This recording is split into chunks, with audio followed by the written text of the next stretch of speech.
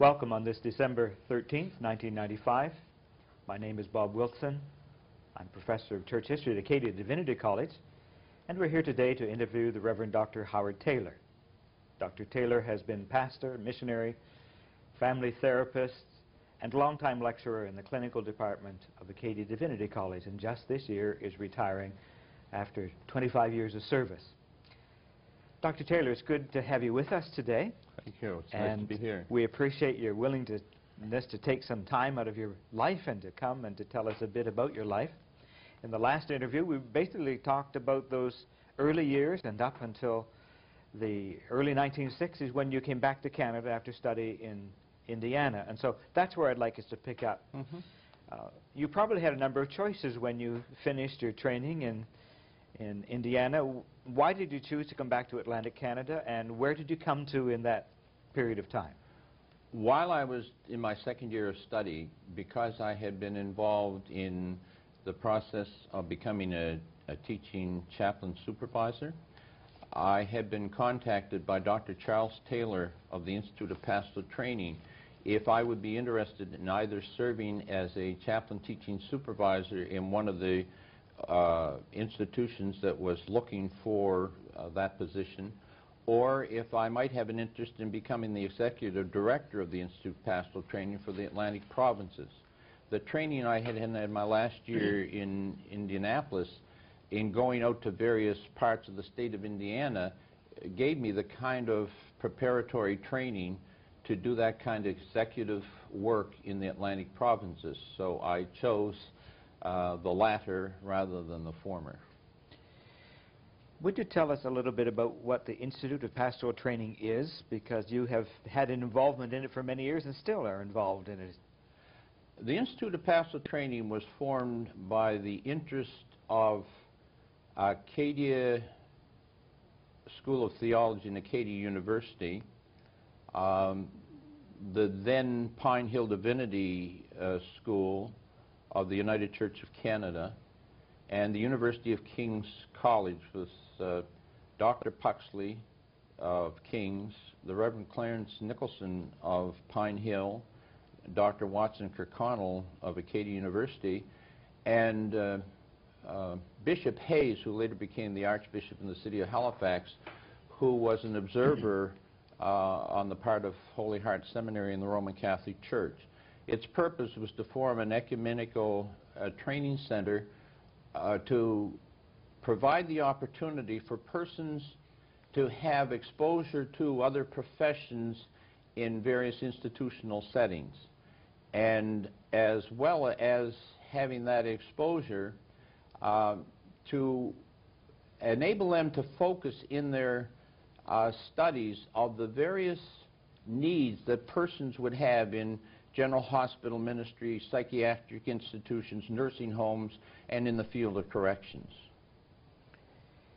When you came back, you became executive director, but was that a full-time position at that time, or were you doing other things as well? Well, it was a full-time position that had you doing many other things at the same time. And part of that was also doing summer programs and the training programs. First, when I came back at the Nova Scotia Hospital in Dartmouth, and very shortly afterwards, the clinical training programs in the correctional institution in Spring Hill, Nova Scotia. How long were you in this position? Where were you living at that point in time? I had the choice to live in the city of Halifax or in the Valley, and I chose the latter because at that time the Institute's two seminaries were Pine Hill Divinity, which later became the Atlantic School of Theology, and Acadia Divinity College, and it gave me opportunity to keep a balance between the two seminaries.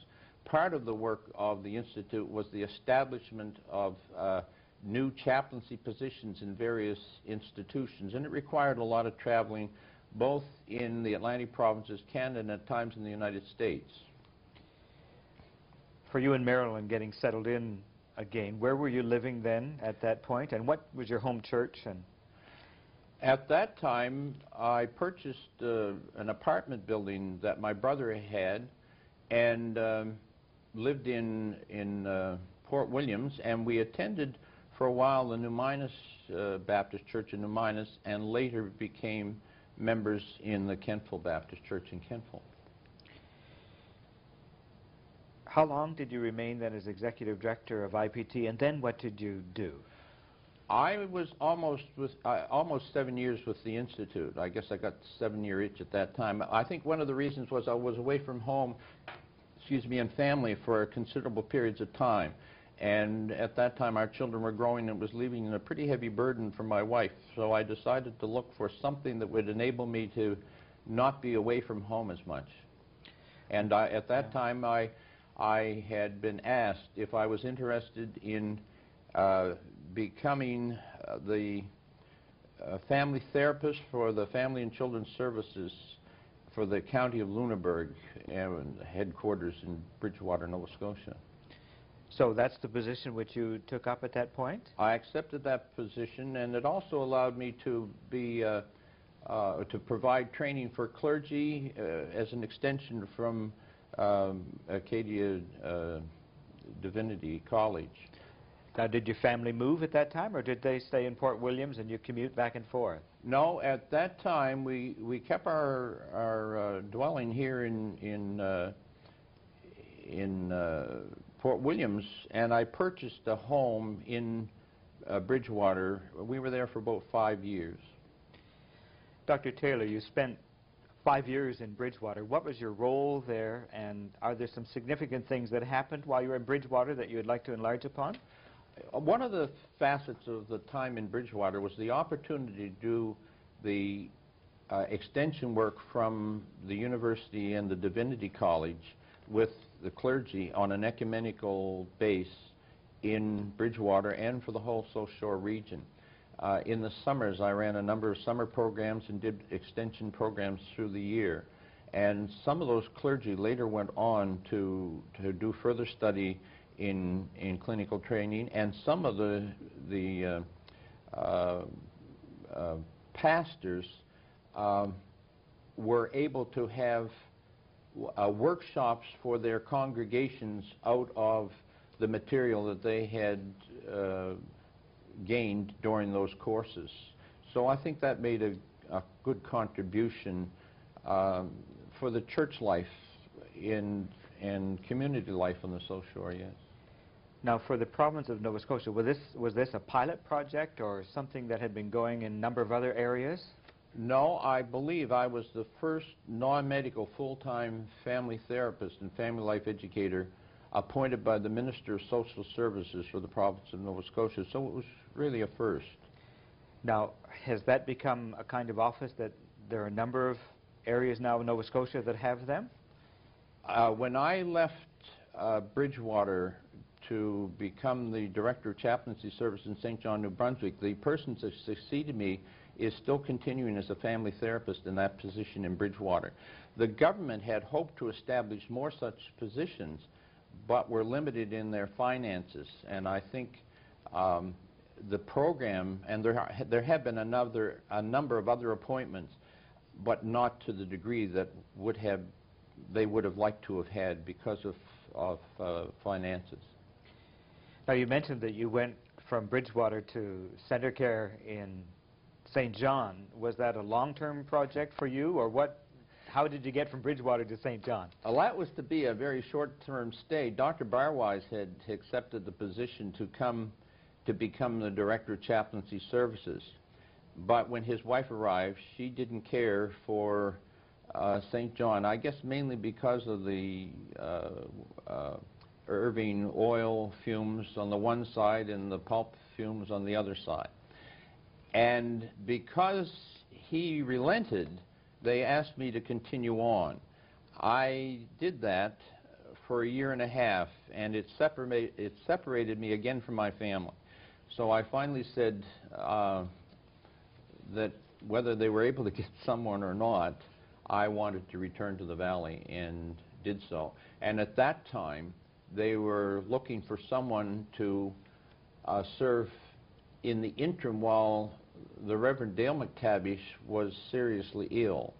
And I accepted the position to do that with the understanding that if he returned to health, that I would look for something else. But as you know, he died, and then they asked me to continue on as director, and I've been there for now until retirement for 15 years. Tell us a bit about the job that you have been doing then with the chaplaincy services here in Kings County. What is your job? Was your job definition? Well, it started that I was the chaplain teaching supervisor in a psychiatric institution, and then the government changed the role from a psychiatric institution to a rehabilitation center.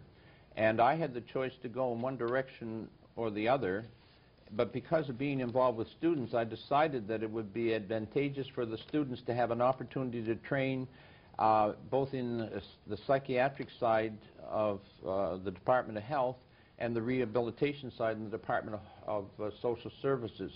So my work was split in two. In point of fact, those two later split again, and I was responsible, along with the teaching that I did at the university, with 4 different job tasks, which got at times to be trying. Interesting, but trying.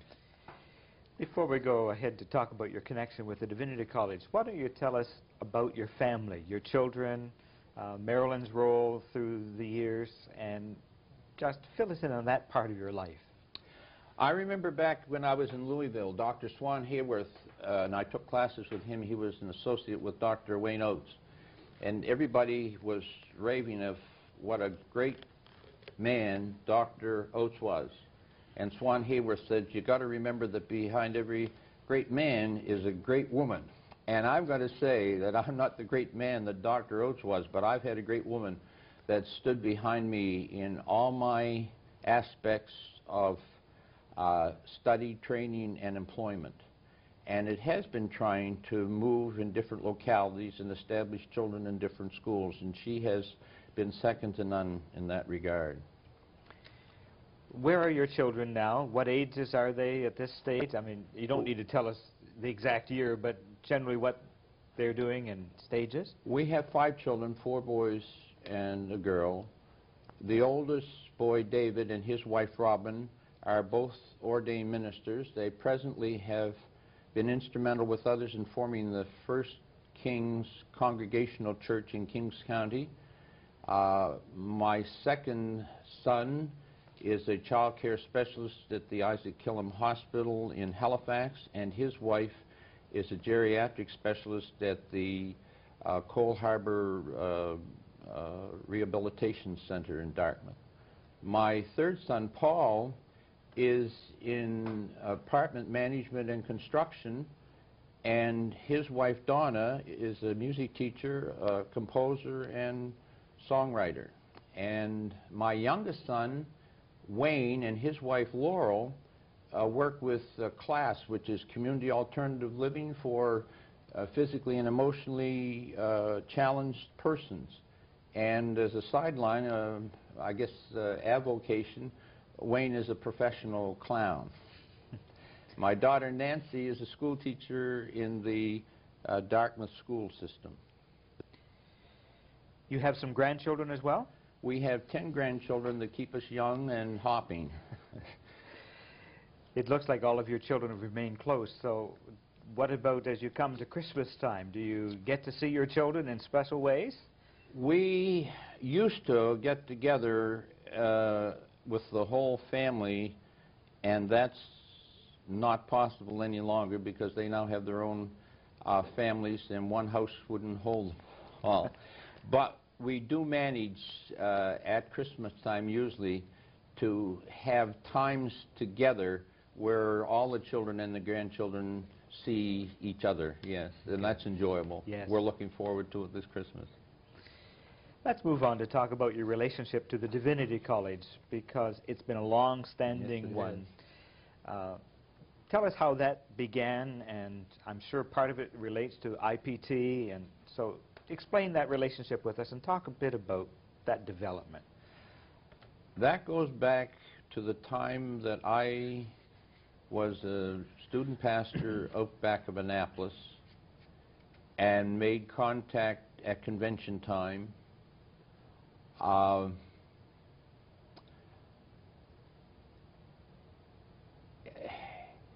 It's been an enjoyable sojourn. I have felt that Acadia School of Theology and Acadia Divinity College and Acadia University, as far as institutional learning to prepare persons for their vocations, is second to none. And in my travels, I've met with a goodly number of persons who have attended universities and seminaries of renown, and I think we have done very well in Acadia University and Acadia Divinity College to, in my opinion, be second to none. In 1967, I think that's when the relationship with you began. How were the contacts made? What courses did you teach? Was it through IPT? Because you have been teaching on a part-time basis for us, it seems forever. So. The contact came through Dr. Charles Taylor and later the faculty of at then the School of Theology, which very quickly became the Acadia Divinity College.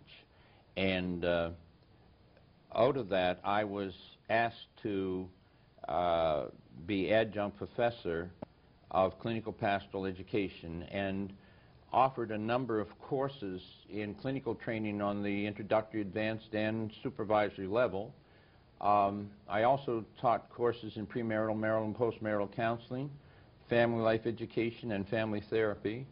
A few times in courses in adolescence and geriatrics on aging, and a number of programs for pastoral care in general hospitals, psychiatric hospitals, and in the field of corrections. So I had a variety of courses at different times to offer. And the course in family life education and family therapy, I was asked to prepare those courses to go through the Senate to be co-sponsored between the Divinity School and the Department of Education for their graduate program.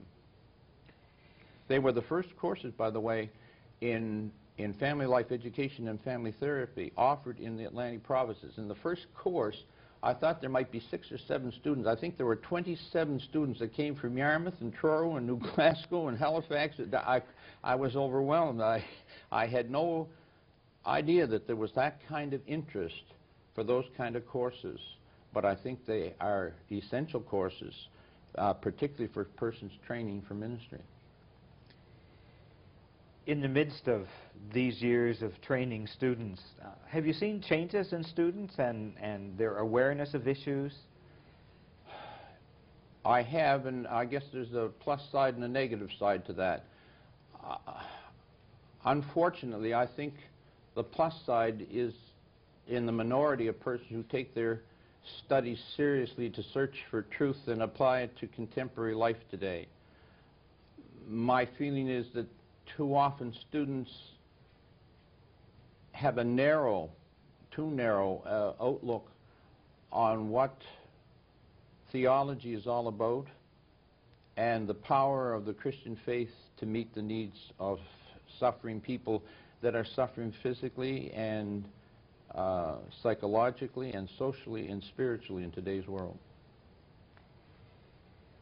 You have served among our Baptist churches from your youth up in Atlantic Canada. I would be interested in some observations of your perceptions as you've grown up and some changes in the dynamic, because we've gone through some turbulent times, although in some of that turbulence you've been in the United States. But I'd be interested in your observations as you look at the development of our churches. I think that I'm saddened by the loss of dialogue that I had experienced a number of years ago in an ecumenical approach of the churches working together to meet the needs of persons today. There's a tendency for churches to retrench back in their own particular denominational groups, and that I don't see that as positive.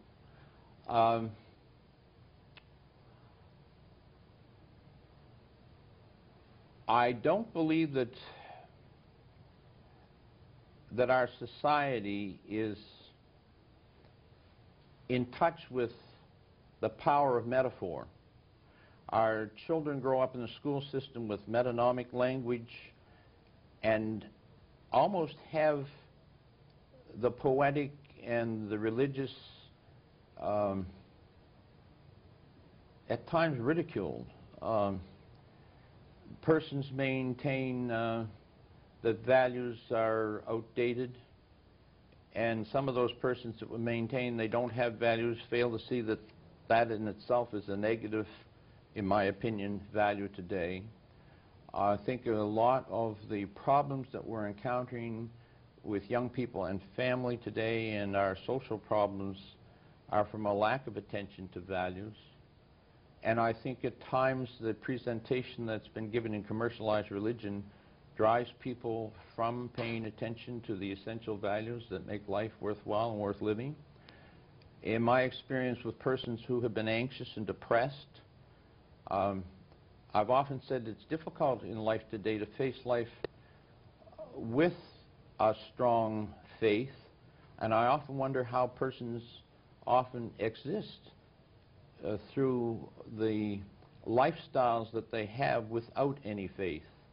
And there are a lot of persons that, if any time, it's closer to the time, in my opinion, to the early church that I served as a missionary, and persons, when I went out as a missionary, asked me why I decided to go as a missionary, and I said, well, there was as much need for mission at home as there wasn't any place that I had in mind of going, but it seemed to me that there were more persons available at home than there were abroad. And I still feel that way, and I sometimes think that persons that haven't had opportunity, many indigenous people in their life, are further ahead at times than what we are at home with all our so-called our civilization, that our attention to the material life of success has made us miss the values that real successful living is in relationships and the spiritual dimension of life. I think the emptiness that people encounter is that they haven't a spiritual base to offset the commercialized pressures and cultural pressures for the so-called American dream, or to me it's sad. Dr. Taylor, you have talked about the lack of values in our society and the changes that are there, and there are probably many reasons why that's the case, but I'm interested in how you see the church as putting those values back, and whether you think the church does that very effectively. I sometimes think that there are aspects of the institutional church that do things in the name of Christ that are not Christian. And I sometimes think that in business and in society, there are many things that take place that are very close to the teachings of Christ but are not articulated in Christian terminology. And I believe that the church needs to listen to what the people are saying about what their needs are and endeavoring to meet their needs in a process rather than prepared packages that too often are geared to keep the institution moving, often at the expense of the real deep needs of the pain and suffering that persons are experiencing in their individual lives and in their family and in their business and professional relationships. I wonder if we could continue to press that issue, because as you look at the church, and you have been in counseling for a long while, in what ways do you think the church in practical settings can make opportunities, can be more helpful to people? So let's pursue that just a little bit. I don't think the church should sell its birthright for a mess of pottage, which sometimes can happen with the kind of pop psychology that circulates in today's society and with a lot of the pseudo-spiritualism that's offered to persons. But I do feel that the church needs to pay more attention to what I would say perhaps is radical Christianity, and by that I mean going back to the roots of what Jesus was teaching. Because I do not think the church, the institutional church as it exists today, is is keeping in touch with the basic principles that Jesus sought to have persons live by as he walked and taught amongst the men and women and children of his day. When you talk about these basic principles, let's articulate a couple of those that you think we need to recapture if we're going to minister effectively. I think Jesus stressed relationships, basically our relationships to a loving God and our relationships to one another. Too often the emphasis the institutional church places is a relationship with a particular faith group or principles or belief systems of an institution. And I think Jesus tried to focus people on the importance of how they relate with one another. And his simple words of a little child shall lead them is opening, I believe, the inner child within all of us where life is really at. And often our educational system takes away the very creativity that children have, as though what they are offering in its place is superior.